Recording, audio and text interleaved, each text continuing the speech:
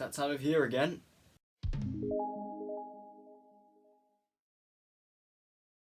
So guys, we've made it. We are now pretty much towards the end of 2018, and that means you're going to start seeing loads of lists from all of your favourite movie review channels, where we're going to be doing our top worst and our top best movies of 2018. And I want to kick mine off by doing my top 15 worst movies of 2018. Now, just a couple of ground rules before we go into the video. For one, this is my own personal ranking, of course. Our lists are going to conflict, and that's great. So make sure you let me know your worst films in the comment section down below. We can have a cool discussion about it. Yes, our lists are going to be different, but that's the whole idea of different opinion. And also, one thing to note, and this is going to be a bit more relevant when we go into the best video, but I stick by UK release dates here for this channel. This is a UK-based movie review channel, so I stick by UK release dates. So there may be a couple of films in here that you may think to yourself came out in 2017, which they may have done where you're from, but here in the UK, they were 2018, and so on and so forth. So with all that out the way, sit back, relax, and let's jump into my top 15 worst films of 2018. Couple of dishonourable mentions though, just to chuck them out there. We have Den of Thieves and Maze Runner The Death Cure. Well done guys, you weren't quite bad enough to make it onto my top 15 of the list, but you were still pretty bad. So kicking it off with number 15, we have Pacific Rim Uprising. What a disappointment this was. The first Pacific Rim film was excellent. Directed by Guillermo del Toro, everyone was so excited to see a sequel, and this movie was just a big CGI mess. And granted, the first one is very CGI heavy, but it had really compelling characters and a great story to help emphasize those scenes. This film had none of that. As charismatic as John Boyega is, and as much as Kaylee Spaney really impressed me in this movie, with the additions of people like Scott Eastwood, and even with the characters of John Boyega's addition, they just were kind of hollow, and therefore the story didn't really have much consequence, as you didn't care about the characters. And again, it was basically there just to have these massive kaiju going up against the Pacific Rim core, and it was just really, just lifeless. This movie was kind of dull, and it was so much action to the point where I got fatigue. In at number 14, we have King of Thieves. This movie, again, was a huge disappointment for me. I thought the premise was brilliant. I mean, we've seen this exact story before, like this exact true story we've seen in other films before, but I thought just the whole idea of it, the cast, the trailer was fantastic. Charlie Cox was in the movie. I was like, this is going to be great. The movie was just so boring. It didn't work at all. I just felt like the entire film just had this coating of just mess all over it, and it came across just as a really weak film. And again, with massive amounts of potential, the potential was dripping off of this thing, and it just didn't lick up on any of it. The Happy Time Murders was something that I was very interested going into. I kind of saw the trailer, I thought this thing's kind of right up my street, just because I kind of enjoy weird comedies like that. But this movie was just... no, I mean, this movie just kind of came across as really strange. Although I will say Melissa McCarthy was very good in this, and Melissa McCarthy's very hit and miss with me. She's done a couple of movies this year, like Life of the Party, which was a movie I wasn't exactly a huge fan of. But there was, I still feel like that there was a lot going for Melissa McCarthy in this movie. Also, Maya Rudolph's in this movie. I love Maya Rudolph, she's amazing. But the whole thing, although there were some funny moments in it, it just came across as, again, way too much of a stretch, and it kind of felt like the movie was trying way too hard to be edgy and to be funny. In at number 12, we have The Girl in the Spider's Web. This movie was just so dull. Nothing beneath the surface of this movie, and it was so disappointing because this movie just wasn't a Spider's Web movie. This wasn't a Dragon Tattoo movie. This was a Bond movie in disguise.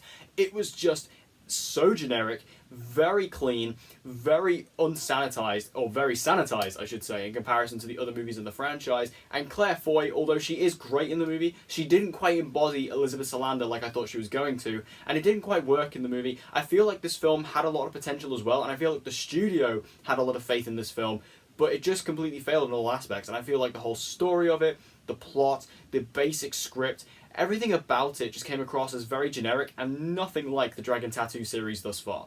At number 11, we have another big disappointment for the year, and that's Mile 22. Mile 22, directed by Peter Berg, I was very excited about. I love Peter Berg. I've loved all of his films so far. Lone Survivor is brilliant. I love Deepwater Horizon, and I loved Patriots Day. And they were all done with Mark Wahlberg. Mark Wahlberg also took the lead in this film. I thought the trailers were great. I was so excited about this movie, but it was just a really poorly handled mess of a film.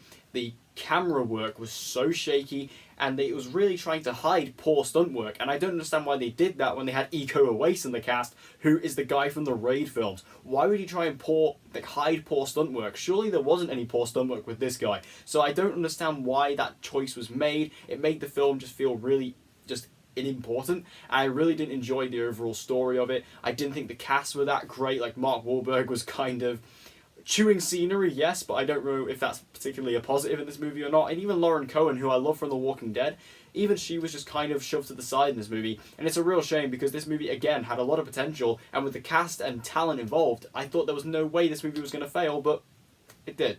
In at number 10, we have Fantastic Beasts: The Crimes of Grindelwald. If you saw my review for this, you'll know I absolutely despise this movie. I just thought this movie was absolutely dreadful. There was nothing for me, and I understand I'm not a Harry Potter fan. I don't care about the source material. I've never read the books. I haven't seen a lot of the movies. It wasn't for me. But still, I had nothing to gravitate towards this film, and I've never been so close to walking out of a movie in 2018 than I was with Fantastic Beasts, because I realised at a point there was just nothing in this movie for me. And I thought to myself, you know what, stick it through, and I did. I stuck with it to the end, and I was right. I left so unfulfilled. This movie had absolutely nothing for me, and I feel like just these special effects, and this movie just has no explanation of what's going on, and I just found it to be a complete baffle, and I just hated every second of it. In at number 9, we have Shane Black's The Predator. Shane Black is a fantastic director. He's a great writer. He is so funny. The Nice Guys, probably my favourite film in 2016. I love Iron Man 3. I love everything Shane Black has done. So when they said he was going to be making a Predator movie, I was very, very excited. And in this film, oh, what a mess this was. I mean, the characters didn't work. The story was awful. It was just recycling old plots we've already seen before. It was just like the most bare bones, generic, and unfortunately unfunny Predator movie they could have done. At number 8, we have Robin Hood. Now, Robin Hood was something I kind of went into with incredibly low expectations, and the movie didn't personally offend me. I don't think this movie is actually as bad as some of the other stuff we have on here, but I think it's just because of my expectations. If I would have went in excited about a new Robin Hood movie, I probably would have come out incredibly disappointed, but luckily for myself, I knew that this movie was going to be absolute trash, and absolute trash it was. With Taron Egerton coming across incredibly stale and boring, which I didn't know was possible, and same goes for Jamie Foxx, who I think is an incredible actor, comes across incredibly lifeless in this film. We have Ben Mendelsohn playing generic villain number 5, and then we also just have all these really weirdly filmed slow-mo action sequences that make no sense, and the film that appears to be out of time. Robin Hood was a just weird film that I don't quite understand what they were going for, and that's obviously not a good thing. And then at number 7, we have Adrift. This film came across incredibly unfaithful to me. I think this film was obviously based on a true story, and I feel like the way it portrayed that true story was almost disrespectful to the original story, because this film basically turns this true story, which is otherwise really and incredibly inspirational, into a typical teen kind of romance sort of scenario. Although they're not teenagers in this movie, that's the way it's played off, and that's the way it comes across to me, or at least that's how it came across to me personally. And I feel like that the movie just came across as disrespectful to the original people and also to the story, and that can't be a good thing when you're a biopic. You know, 2018 was a pretty fantastic year for comedies, I have to say, but Gringo wasn't one of them. Gringo was a film that I went into with actually pretty high expectations. I was pretty excited about it. I thought David Oyelowo looked awesome in the movie. I loved the idea of having, you know, Charlize Theron in this movie. I love the idea of having so many of the other cast members in here, Sharlto Copley, but in the end, this movie just wasn't funny. It just, like, the trailer really made me laugh, and that's what made me want to go see this movie. I'd never even heard of the movie, I just saw the trailer, and I was like, yes, I want to see that. But the movie didn't make me laugh at all, and, you know, out of all the crimes a comedy movie can commit, not making you laugh is the highest order. You know, Clint Eastwood, he's made a lot of great films, but the 1517 to Paris, not quite. I mean, the 1517 to Paris, I have to say, although the movie is completely different to what you were sold, it's kind of enjoyable in its own way, but it shouldn't be enjoyable. That's the thing. It shouldn't be enjoyable for the reason that it is. I kind of enjoyed watching this movie just because you're watching these 3 close friends going on holiday together. But what I went into this movie for was a true retelling of a horrific terrorist event. And while that part of the movie is in there, in the last 15 minutes. The problem with the 1517 to Paris is that this movie had not enough content to make a whole film about. I mean, the film is very short as is. I think it's like an hour and a half. But even then, only 15 minutes of that hour and 30 is actually used on the event it's about. The rest of it is showing the childhood of these three, and also the fact that they cast the actual people in this movie. As interesting as that could have been, the problem is that they're not actors, and that was a big problem. Well, I spoke about a bad comedy before, but now it's time to talk about another one, Father Figures. This film was, again, just kind of disappointing. I thought Ed Helms, that's a good choice. Owen Wilson, who I love. I thought this is going to be a really cool movie, and again, I like the trailer, I like the concept of these two guys trying to find out who their real father was, and you have all these like celebrity cameos and things like that. But the movie, again, incredibly unfunny, a bit of a weird one, and a film that just kind of came across as like it didn't quite know what it wanted to be. As in one place it wanted to be a comedy, but in another place it wanted to be a drama, but it wasn't quite either, and it wasn't quite the mix of a dramedy either. It was kind of a weird outlier that didn't quite know what genre it was trying to be.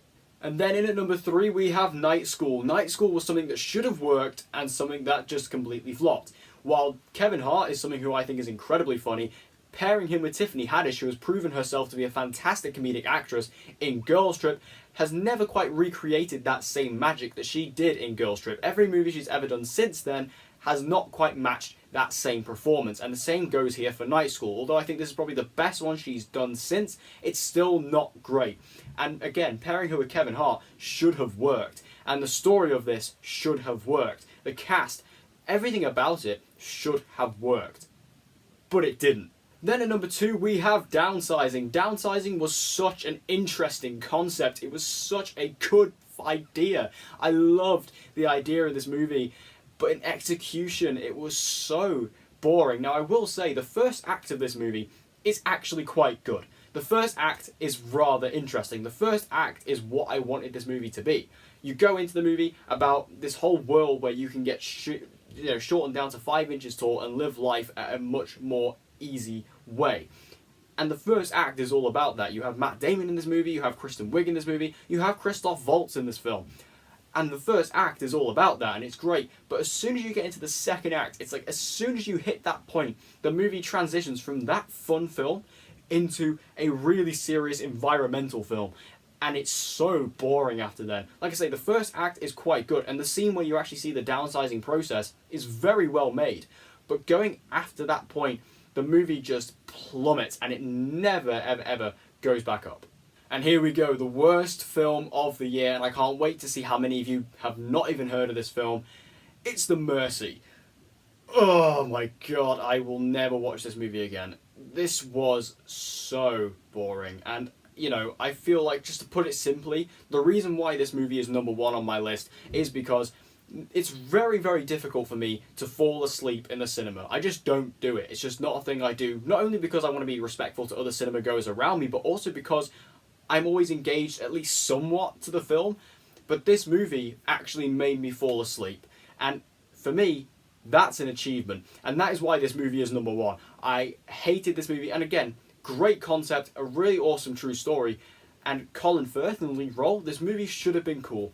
But in the end, again, incredibly boring. I've never experienced a film as boring as this. And the fact that it made me fall asleep, I think deserves recognition and shows that this movie deserves to be the worst movie of 2018 for my list. So thank you guys for watching my worst films of 2018 list. Make sure you share your worst films of 2018 in the comment section down below. And make sure you stay tuned to the channel over the next couple of days, probably towards the end of the week, where I'll be doing my top 15 best films of 2018. There's still a couple more films that I'm seeing this week that I want to fit in before I do that list, because I feel like a couple of them could maybe sneak into the list. We'll have to wait and see. But make sure you stay tuned, subscribe, hit the notification bell so you don't miss that video, and make sure if you want to see more movie reviews and more movie related videos from me, be sure to subscribe, and I hope to see you guys again in my next video.